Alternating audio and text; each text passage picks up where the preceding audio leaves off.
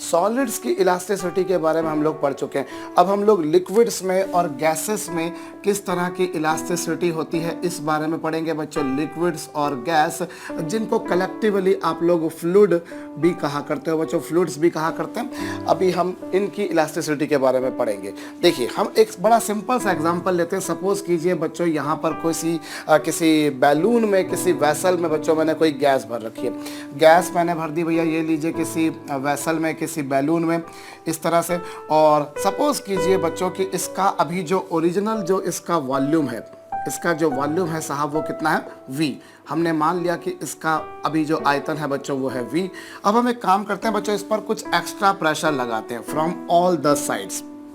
मैं सभी साइड से बच्चों इस पर कुछ एक्स्ट्रा प्रेशर लगाता हूँ। लेट अस सपोज कि मैं इस पर सभी साइड से बच्चों डेल्टा P प्रेशर लगाता हूँ, या मैं यूँ कहूँ कि मैं इसके प्रेशर में डेल्टा P का इंक्रीमेंट ला देता हूँ। क्योंकि ऑलरेडी अगर ये जो बैलून होगा बच्चों वो एटमॉस्फेयर में रखा तो एटमॉस्फेयर का प्रेशर तो उस पर लग ही रहा है, वो तो कोई बात ही नहीं है भाई। एटमॉस्फेयर के आसपास की जो एयर होगी वो तो ऑलरेडी इस पर प्रेशर लगा रही है, लेकिन आपने इस पर कुछ एक्स्ट्रा प्रेशर डेल्टा P इस पर सभी तरफ से लगा दिया।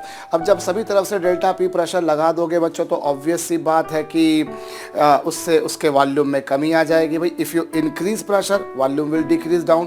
तो यहाँ पर मान लीजिए उसके कारण बच्चों इसके वॉल्यूम में जो चेंज आ गया, इसके आयतन में जो परिवर्तन आ गया, वो मैंने सपोज कर लिया साहब डेल्टा V। ओरिजिनल वॉल्यूम मैंने V सपोज कर लिया, चेंज इन वॉल्यूम मैंने डेल्टा V सपोज कर लिया। ये तो एक बात रही। और अगली बात क्या करता हूँ बच्चों, मैं यहाँ पर जो मैंने प्रेशर लगा दिया वो कितना एक्स्ट्रा बढ़ा दिया, delta P। Some pressure was already existing, मैंने कुछ एक्स्ट्रा प्रेशर डेल्टा P बढ़ा दिया। अब क्या होगा बच्चों, इस तरीके से यहाँ पर जो स्ट्रेस आएगी उस स्ट्रेस को हम बोलेंगे वॉल्यूम स्ट्रेस। वॉल्यूम स्ट्रेस, और वॉल्यूम स्ट्रेस क्या होगी बच्चों, यहाँ पर वॉल्यूम स्ट्रेस होगी जो आपने एक्स्ट्रा प्रेशर लगाया, what extra pressure you people have applied, उससे आप बोलोगे बच्चों वॉल्यूम स्ट्रेस। और इसी तरीके से वॉल्यूम स्ट्रेन जो होगा बच्चों, वॉल्यूम स्ट्रेन क्या होगा, वॉल्यूम स्ट्रेन होगा बच्चों change in volume upon original volume. भाई स्ट्रेन का मतलब आप जानते हो, change in dimensions upon original dimensions. Original volume V था, change in volume delta V का आ गया। सो वॉल्यूम स्ट्रेस जो आएगा बच्चों वो कितना आया, डेल्टा P, जो आपने एक्स्ट्रा प्रेशर लगाया। और वॉल्यूम स्ट्रेन क्या होगा बच्चों, change in volume upon original volume. और यहाँ से बच्चों अब हमारे पास में आएगा coefficient of elasticity. Coefficient of elasticity बच्चों जिससे हम लोग यहाँ पर बोल सकते हैं वॉल्यूम कोफिशिएंट ऑफ इलास्टिसिटी। ये जो आप देख रहे हैं बच्चों, ये इलास्टिसिटी जनरली सॉलिड्स में नहीं होती है, ये सॉलिड्स में नहीं होती बच्चों। और उसके पीछे रीज़न क्या है, सॉलिड्स के वॉल्यूम में चेंज नहीं आ पाता या बहुत मुश्किल से चेंज आता है। It is very difficult to change their volume. Volume में चेंज आना बहुत मुश्किल होता है बच्चों। आप उसकी लेंथ बढ़ा दो, घटा दो, एरिया बढ़ा दो, घटा दो, डेट इज़ ओके। बट एक डायरेक्शन की डायमेंशन बढ़ाओगे तो दूसरी डायरेक्शन की डायमेंशंस कम हो जाएंगी। वॉल्यूम कुल मिलाकर कांस्टेंट रहेगा। ऑफ कोर्स गैस हो या लिक्विड्स हो, उनके वॉल्यूम को आप चेंज कर सकते हो, उन्हें कंप्रेस या एक्सपांड कर सकते हो। Anyways, so volume coefficient of elasticity जो होगा बच्चों, जिसे हम लोग बल्क मॉडुलस ऑफ इलास्टिसिटी भी कहते हैं। बल्क मॉडुलस ऑफ इलास्टिसिटी, उससे कुछ लोग बल्क प्रोनाउंस करते हैं बच्चों, कुछ लोग उसको बुल्क प्रोनाउंस करते हैं, अपना अपना प्रोनाउंसिएशन है। सो बल्क मॉडुलस ऑफ इलास्टिसिटी या वॉल्यूम मॉडुलस ऑफ इलास्टिसिटी जो है बच्चों, इसे हम B से रिप्रेजेंट करते हैं। और वो हमेशा क्या होता है, स्ट्रेस अपॉन स्ट्रेन। भाई ये जो आपके पास में था ये था स्ट्रेस और ये था बच्चों स्ट्रेन। तो स्ट्रेस अपॉन स्ट्रेन जो है बच्चों यहाँ पर वो क्या होगा, स्ट्रेस कितना है, delta P, what extra pressure you have applied, जो आपने एक्स्ट्रा प्रेशर लगाया बच्चों वो डेल्टा P, और जो एक्स्ट्रा वॉल्यूम में जो चेंज आ गया बच्चों वो डेल्टा V अपॉन V, इस तरह से। सो बल्क मॉडुलस जो होगा बच्चों, और अच्छा यहाँ साथ में हम लोग एक माइनस साइन भी लगा देते हैं। और माइनस साइन क्यों लगाते हैं, मेरे ख्याल से आप ये समझ गए होंगे। बड़ी सिंपल सी बात है कि साहब प्रेशर बढ़ाएंगे वॉल्यूम कम हो जाएगा, प्रेशर कम करेंगे वॉल्यूम बढ़ जाएगा। So minus sign is symbolically representing on increasing pressure, volume is decreasing. दोनों विपरीत तरीके से वेरी कर रहे हैं बच्चों। तो ये आपके पास में जो है बल्क मॉडुलस जो आएगा बच्चों वो कितना आएगा, -V delta P upon delta V। इस तरीके से you will be able to calculate bulk modulus बहुत easily. Minus sign symbolically represent कर रहा है बच्चों कि प्रेशर बढ़ाने पर वॉल्यूम कम हुआ, प्रेशर कम करने पर वॉल्यूम बढ़ा। अब ये वाली जो इलास्टिसिटी है बच्चों, मैंने आपसे जैसा कहा कि सॉलिड्स में थोड़ा सा कठिन होता है क्योंकि सॉलिड्स के वॉल्यूम को चेंज करना मुश्किल है, लिक्विड्स को भी थोड़ा सा मुश्किल है, बट फिर भी किया जा सकता है। और गैस में तो माशाल्लाह बहुत आसानी से किया जा सकता है। अभी आगे चल के हम लोग बच्चों गैसेस के बारे में पढ़ेंगे और गैसेस के तमाम तरह के बिहेवियर्स के बारे में पढ़ेंगे और अलग अलग तरह की प्रोसेस पढ़ेंगे बच्चों। सो उसी से रिलेटेड मैं आपको बताऊं, जैसे अगर मान लीजिए अगर किसी गैस की कांस्टेंट वॉल्यूम प्रोसेस हो, कांस्टेंट वॉल्यूम प्रोसेस बच्चों जिसे आप लोग आइसोकोरिक प्रोसेस भी कहते हो, आइसोकोरिक प्रोसेस। सो अगर कांस्टेंट वॉल्यूम की प्रोसेस लेते हो जिसमें वॉल्यूम को बिल्कुल कांस्टेंट रखते हो, तो उस केस में चेंज इन वॉल्यूम जो होगा बच्चों वो कितना होगा, जीरो। वॉल्यूम कांस्टेंट मतलब वॉल्यूम में चेंज जीरो। समझ सकते हैं मेरे ख्याल से आप लोग। भाई कांस्टेंट वॉल्यूम जिसे आप आइसोकोरिक प्रोसेस कहते हैं, उसमें वॉल्यूम कांस्टेंट रहेगा और वॉल्यूम कांस्टेंट मतलब चेंज इन वॉल्यूम जीरो। तो वहाँ पर यदि हम इस बल्क मॉडुलस को कैलकुलेट करें बच्चों, तो बल्क मॉडुलस क्या होगा, बल्क मॉडुलस जो होगा बच्चों वो कितना हो जाएगा। भाई यहाँ पर देखिए डिनोमिनेटर जीरो बन जाएगा और डिनोमिनेटर जीरो बन जाने से पूरा बल्क मॉडुलस जो है बच्चों वो इन्फिनिटी हो जाएगा। भाई डेल्टा भी जीरो हो गया ना, वॉल्यूम इज कांस्टेंट। और अगर वॉल्यूम कांस्टेंट होगा तो क्या होगा बच्चों, वॉल्यूम कांस्टेंट होने पर वॉल्यूम में चेंज जीरो मतलब डेल्टा वी जीरो मतलब डिनोमिनेटर जीरो, मतलब कुल मिलाकर ये जो रेशो आएगा बच्चों ये इन्फिनिटी आएगा, पहला केस। और दूसरा केस बच्चों यदि हम लोग कांस्टेंट प्रेशर प्रोसेस लेते हैं, constant pressure process, constant pressure जिसे हम लोग बच्चों आइसोबैरिक प्रोसेस भी कहते हैं, कांस्टेंट प्रेशर जिसे आप आइसोबैरिक प्रोसेस कहते हैं, तो उसमें प्रेशर कांस्टेंट होगा और प्रेशर कांस्टेंट मतलब चेंज इन प्रेशर जीरो। भाई if you keep pressure constant then obviously it would be termed as constant pressure process. और चेंज इन प्रेशर जीरो हो जाएगा, चेंज इन प्रेशर जीरो हो जाएगा तो वहाँ जो बल्क मॉडुलस आएगा बच्चों वो जीरो आएगा, बिकॉज न्यूमरेटर में आपने जीरो रख दिया, न्यूमरेटर में जीरो हो गया मतलब पूरा जीरो हो गया बच्चों। तो कांस्टेंट प्रेशर प्रोसेस पर ये किसके बराबर आएगा, जीरो के बराबर आएगा बच्चों कांस्टेंट प्रेशर पे। चलिए हम लोग एक काम करते हैं, हम लोग सबस्क्रिप्ट लगा देते हैं पी, बी पी, इसका मतलब ये हो गया bulk modulus in constant pressure process. इसी तरह से बच्चों B V bulk modulus in constant volume process. ऐसे ही आप लोग आइसोथर्मल प्रोसेस, आइसोथर्मल प्रोसेस जो होगी बच्चों समतापीय प्रक्रम, समतापीय प्रक्रम जिसमें टेम्परेचर कांस्टेंट होता है बच्चों। It is a process in which constant temperature is maintain. अभी कांस्टेंट टेम्परेचर अगर आप रखेंगे बच्चों तो आइसोथर्मल प्रोसेस में, अभी के लिए सिर्फ आप इतना लिख लीजिए बच्चों की आइसोथर्मल प्रोसेस में इसकी वैल्यू एक्चुअल प्रेशर के बराबर आएगी। In case of isothermal process it would be equals to बच्चों कैपिटल पी, मतलब जो ओरिजिनली जो प्रेशर था, पी मतलब ओरिजिनल जो प्रेशर था वो। और इसी तरीके से बच्चों और आप पढ़ेंगे एडियाबैटिक प्रोसेस, एडियाबैटिक प्रोसेस।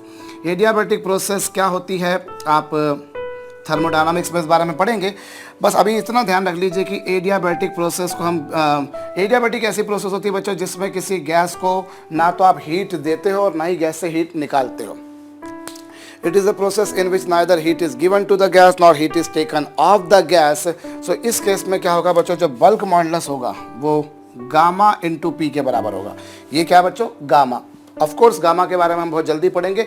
हम लोग जब गैसेस के बारे में काइनेटिक थ्योरी ऑफ गैसेस पढ़ेंगे बच्चों तो उस समय आप लोग इस बारे में पढ़ेंगे, बट अभी चूंकि इससे रिलेटेड बात है इसलिए मैंने बता दी।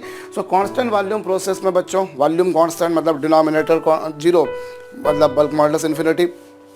कांस्टेंट प्रेशर प्रोसेस में बच्चों इसकी वैल्यू जीरो है, आइसोथर्मल प्रोसेस में इसकी वैल्यू पी के बराबर होगी और एडियाबैटिक प्रोसेस में इसकी वैल्यू बच्चों गामा पी के बराबर होगी। यहाँ एक बात आप और समझ लीजिएगा कि इन दोनों का अगर रेशो निकाला जाए बच्चों, this is the bulk modulus in adiabatic process and this is bulk modulus in isothermal process. बच्चों ये बल्क मॉडुलस आपके पास में एडियाबैटिक प्रोसेस में आया या आइसोथर्मल प्रोसेस में आया, तो इन दोनों का जो रेशो होगा बच्चों वो गामा के बराबर होगा। This is bulk modulus in adiabatic process, this is bulk modulus in isothermal process. इन दोनों का रेशो अगर आप निकालेंगे बच्चों B Q, so that would be equals to gamma times of B T. ये आ गया, ये आइसोथर्मल प्रोसेस का बल्क मॉडुलस है, ये एडियाबैटिक प्रोसेस का बल्क मॉडुलस है। भाई ये कौन सी प्रोसेस का है, आइसोथर्मल प्रोसेस का, और ये किसका है, एडियाबैटिक प्रोसेस का। तो ये इस तरह से इन दोनों के बीच में रिलेशन आ गया बच्चों, beta Q is equal to B gamma times of B T. भाई गामा क्या होता है वो भी आप नहीं समझ पाएंगे, मैं फिर बोल रहा हूँ बच्चों, अगर दोनों का रेशो लोगे पी पी कैंसिल होके ये आ जाएगा कुछ।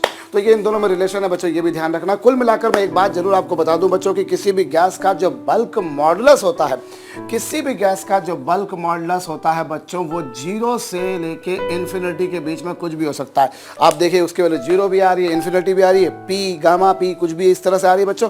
सो किसी भी गैस का जो बल्क मॉडुलस होता है, हेयर हम जो बात कर रहे हैं बच्चों वो बेसिकली आइडियल गैस के बारे में कर रहे हैं। आइडियल गैस क्या होती है ये भी अभी हम आगे चल के पढ़ेंगे, पर चूंकि रिलेटेड है फिर मैं बोलूँगा आपको कि मैंने इसलिए आपको बता दिया बच्चों। एक बात आप समझ लीजिए कि बल्क मॉडुलस किसी भी गैस का 0 से इन्फिनिटी के बीच में हो सकता है। और दूसरी एक और बात बच्चों, बल्क मॉडुलस की उतनी ज़रूरत नहीं पड़ती जितनी हमको इसके इन्वर्स की ज़रूरत पड़ती है। बल्क मॉडुलस का जो इन्वर्स होता है बच्चों, बी का इन्वर्स जो होता है उससे हम लोग कहा करते हैं बच्चों कंप्रेसिबिलिटी। कंप्रेसिबिलिटी यानी कि संपीड्यता। बल्क मॉडुलस के इन्वर्स को हम लोग कहा करते हैं बच्चों कंप्रेसिबिलिटी, जिसे हम लोग के से रिप्रेजेंट करते हैं। कैपिटल के बोल दीजिए, स्मॉल के बोल दीजिए। इट इज इक्वल्स टू बच्चों 1/b। 1/b। बी क्या बच्चों? बल्क मॉडुलस, बल्क मापांक। बल्क मॉडुलस का इन्वर्स उसका रेसिप्रोकल जो होता है बच्चों, उसे आप कंप्रेसिबिलिटी संपीड्यता कहा करते हो, जैसे आप के स्मॉल के से रिप्रेजेंट करते हो। ऑब्वियसली वो उसका बिल्कुल उल्टा होगा। तो अगर इसका फार्मूला देखा जाए बच्चों तो वो होगा -ΔV/V into ΔP। This is बच्चों कंप्रेसिबिलिटी। और ऑब्वियस सी बात है जहां बल्क मॉडुलस इन्फिनिटी है वहां कंप्रेसिबिलिटी बच्चों 0 होगी, क्योंकि दोनों एक दूसरे के इन्वर्स है। Actually compressibility is basically the measurement how easily a gas can be compressed.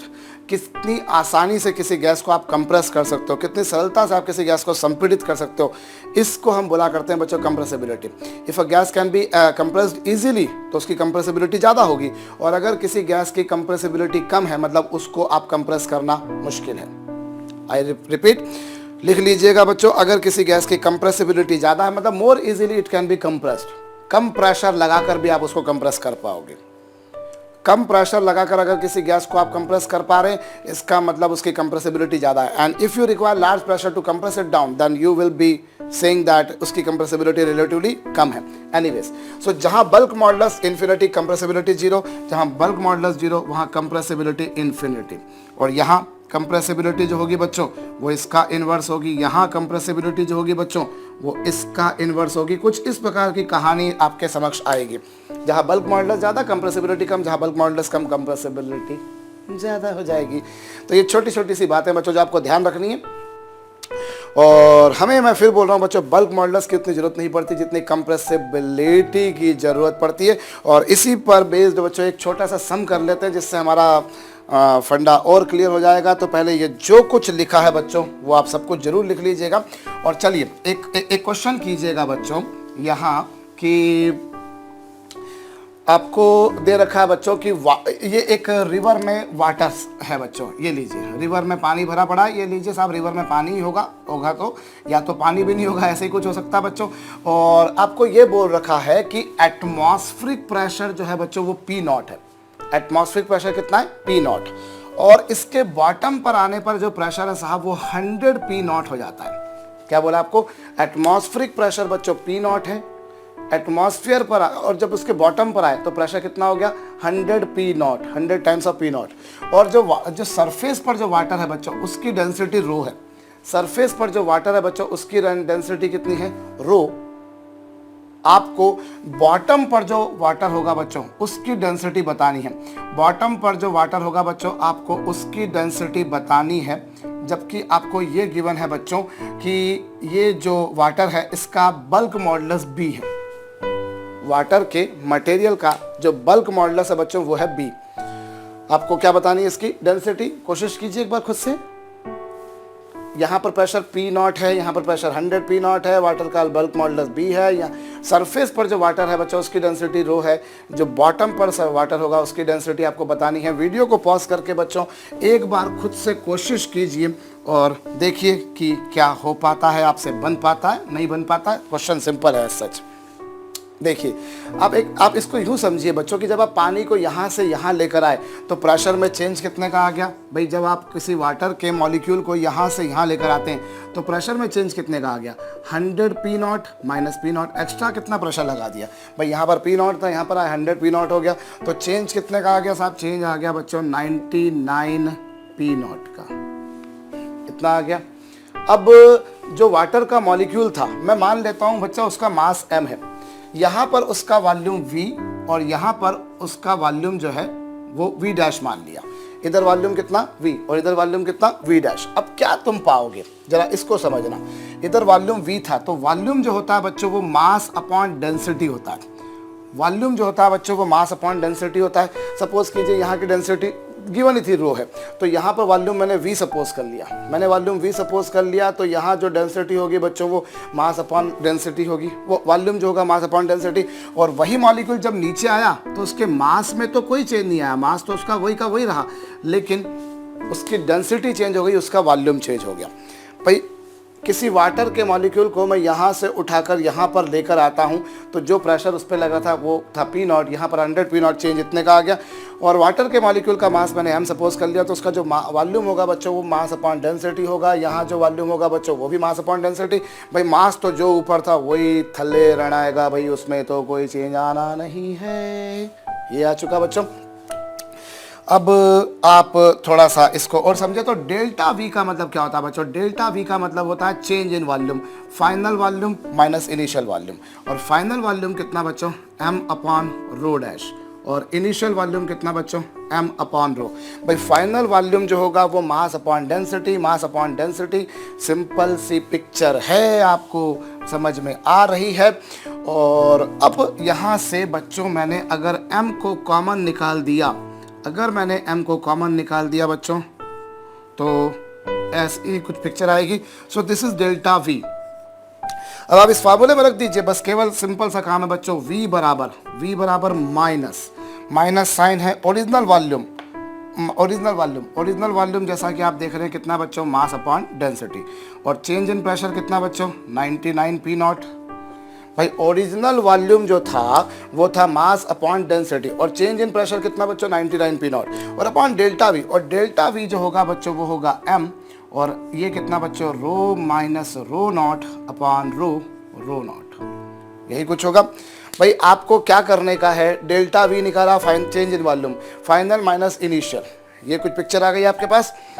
और ओरिजिनली जो वॉल्यूम था बच्चों वो इतना था, बाद में वॉल्यूम इतना हो गया, चेंज इन वॉल्यूम इतना आ गया, सॉरी।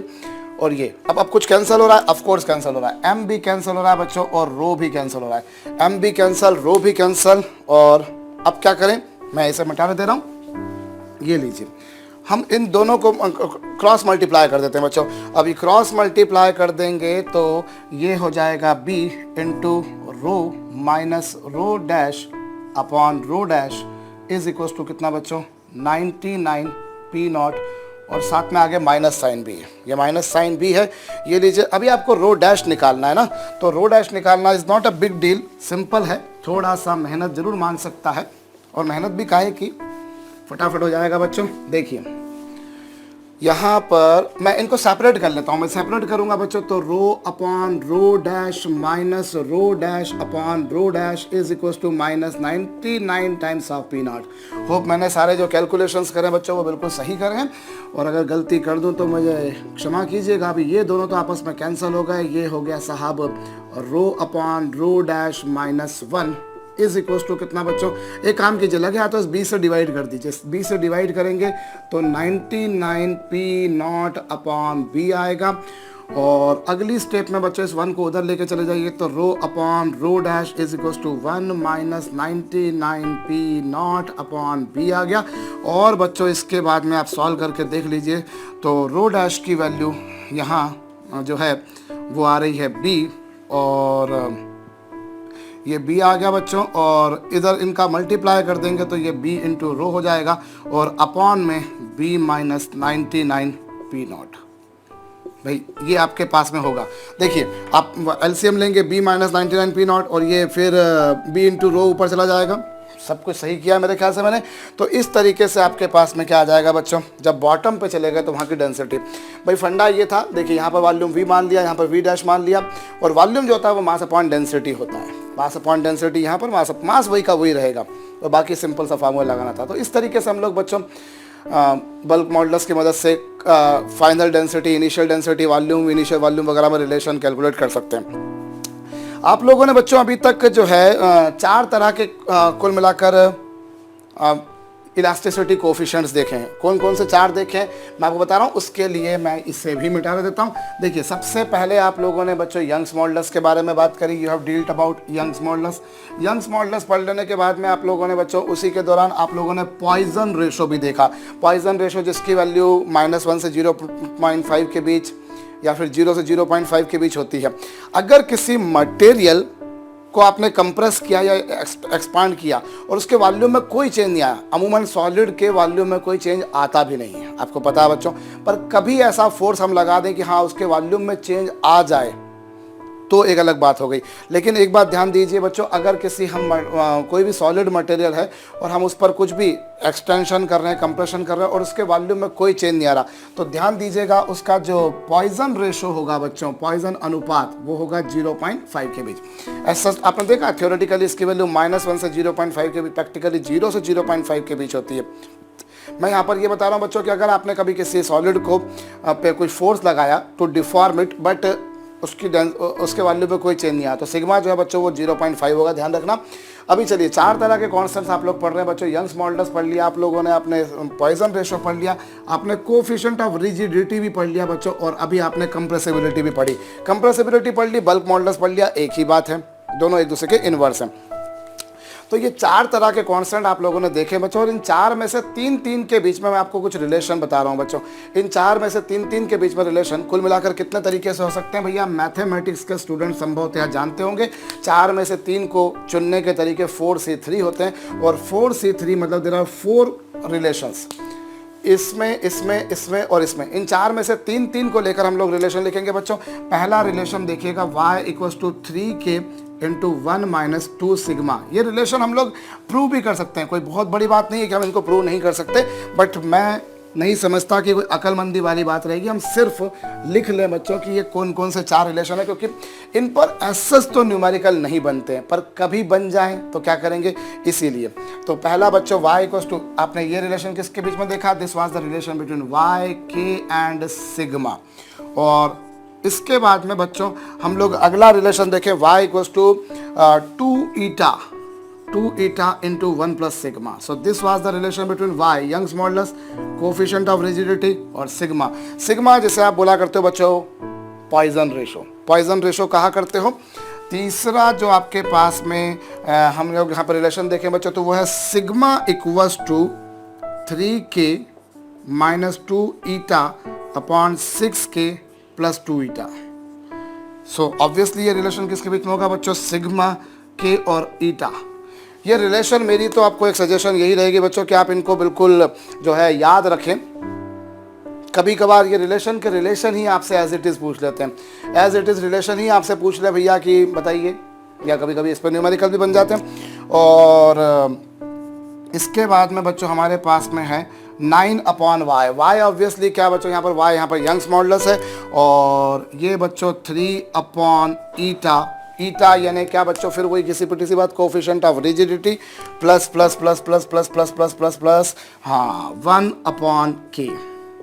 अब ये जो रिलेशन है बच्चों, इसको लिखने के और भी तमाम, अभी मैंने y की वैल्यू लिखी ऐसे ही, इससे k की वैल्यू, सिग्मा की वैल्यू निकाल सकते हैं। वही काम यहाँ पर भी, वही काम यहाँ पर भी। तो इस तरीके से बच्चों आप देख लीजिए, हर तरह के रिलेशन में आपने 3 वेरिएबल्स लिए, यहाँ पर 3 वेरिएबल लिए हैं, y, k, sigma, y, sigma ये, और कोई भी आप वेरिएबल देख लीजिए वो 3 बार यूज़ हुआ होगा। मतलब 3 बार ऐसे 3 फार्मूले आपको जरूर मिले होंगे जिनमें एक वेरिएबल यूज़ हुआ होगा। जैसे y यहाँ हुआ, यहाँ हुआ, यहाँ हुआ। ऐसे k को देखें तो k फर्स्ट में, थर्ड में, फोर्थ में यूज़ हुआ। सिग्मा को देखें तो फर्स्ट, सेकंड और थर्ड में यूज़ हुआ। और ईटा को देखें बच्चों तो सेकंड, थर्ड, फोर्थ में यूज़ हुआ। इस तरीके से तो इन चार में से 3 के बीच में ये कुछ आपके पास में 4 रिलेशन है। 4C3 कुल मिलाकर 4 रिलेशन होंगे।